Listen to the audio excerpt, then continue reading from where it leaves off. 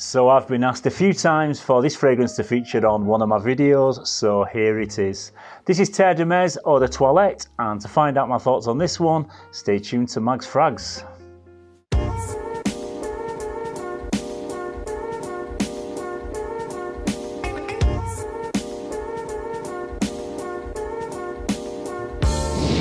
Yes, hello again everybody, and welcome to another episode of Mag's Frags. I'm Paul, and this is day 38 of my Fragrance 365 project, where I talk about a different fragrance every day for a whole year. So today's scent of the day is TERRE D'HERMES Eau de Toilette, which was launched in 2006 and is a woody citrus aromatic fragrance. And there's also a more concentrated version of this. We've got a parfum flanker, and there's also a très fraîche, which is on the lighter side. But the original is a good place to start because it kind of sits in the middle of those two. This one divides opinion right down the middle, with some people describing it as kind of smelling like dirty oranges, and others saying it's an exquisite masterpiece. So with that said, let's break it down and I will tell you my own personal opinions on it.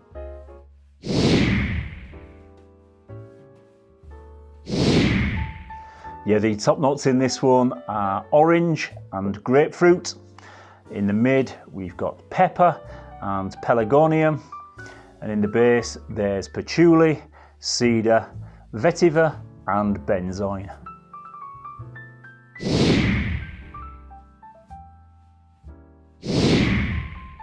Yeah, in the opening, I get some woody earthiness and the note of orange, but I give it a little bit more respect and describe it as more like a dried orange rather than a dirty orange. There's also a touch of spiciness in there, but it's the vetiver and the citruses that I can detect right from the first spray. I'd say the first 20 seconds is where some people might be a little bit turned off by this fragrance. It can come across a little bit sharp and aggressive, and the musky and the woody notes could definitely be a bit off-putting. But after the first few minutes, it starts to settle, and the benzoin and the pelargonium add a tiny bit of fruity sweetness. It retains its bright and crisp scent character right into the far dry down, and overall it stays, I would say, fairly linear. I would say that it's one of those fragrances that smell better in the air rather than getting in too close to smell it. One of my friends wears this often, and the sillage is amazing on this one, but I don't find it as pleasant for the wearer for some reason. It kind of smells better when you smell it on other people. It's a bit more daring and challenging than a lot of other designer fragrances, but it's definitely one that will get you noticed and complimented. It's a masculine and a clean fragrance with earthy and herbal qualities, but this one's definitely going to get you noticed amongst the crowd.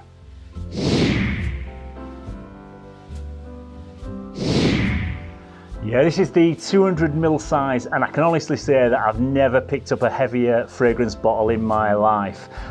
This thing is an absolute monster. There's also this H logo moulded into the bottom of the glass, which makes it even more chunkier and really heavy. It's a really nice and well thought out bottle design. It's got this kind of screw cap there rather than a removable one, and this exposes the chrome atomizer, which contains the Hermes logo on the top. The branding's quite subtle and minimalist, but it looks very, very stylish and modern there on the front of the bottle. It also has this really nice, elegant chrome plaque that runs across the shoulders there of the bottle. But yeah, overall, look at that, it looks really nice, and my God, I won't want to drop this on my toes. It would break them instantly. It's so heavy. The box comes in this kind of like, it's not metallic, but it's kind of like got a little bit of a sheen on it, but it comes in a brown colour. It's got the TERRE D'HERMES branding on the front there in orange and white, quite minimal. On the back you've got the product information, and then you've also got the batch code on the bottom there with the Hermes logo on the top.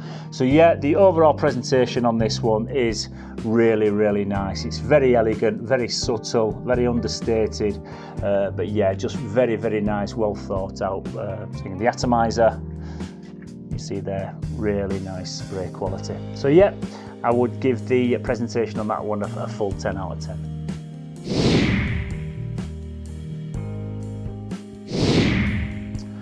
I would say this is a very versatile fragrance, and I think you could wear this for pretty much any occasion. But if I had to choose, I would say that it's perfect probably for the outdoors in the autumn time and maybe early spring during the cooler weather months. This could be easily worn dressed up, or as a casual daytime scent, or as an office scent, and it smells mature and elegant, but it certainly doesn't smell old-fashioned, so I would say young guys could easily wear this one.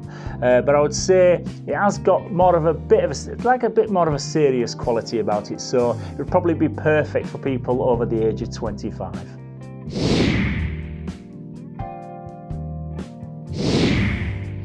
Yeah, the performance on this one I would say is moderate, maybe slightly above average.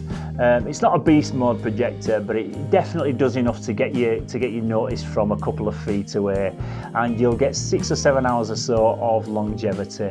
But if you find that this doesn't give you enough in terms of performance, you've always got the Parfum, which will probably give you a couple of extra hours of longevity. But I think overall, if you're going to wear this in like the high heat, I think 6 or 7 hours of longevity is good enough.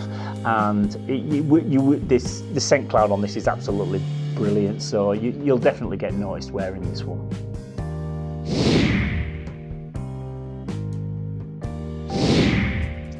So I first tested this a few years ago in a department store, and I remember that I absolutely hated it.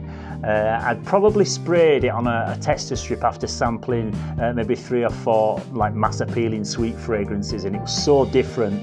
But I do remember just not liking it and then not going near it for a year or 2 after. I then kept kind of receiving the little 1 and 2 ml samples every time I purchased other fragrances, and I gave it a few wears, and now I think it's an absolutely gorgeous scent.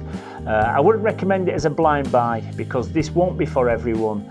This is one that I think you need to kind of smell coming off someone else rather than smelling it on a tester strip, because like I said before, the scent cloud on this one is absolutely amazing. So I'm going to give TERRE D'HERMES a 9 out of 10.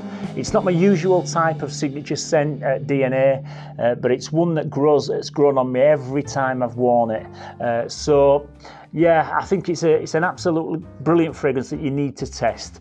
And if you live in the UK and you'd like to sample this, I will post a link down in the description to my eBay shop where you can purchase a 5 ml decant of this one. So I'd urge you to maybe just give this one a try. It's going to be different to anything that you've kind of smelled in your own collection.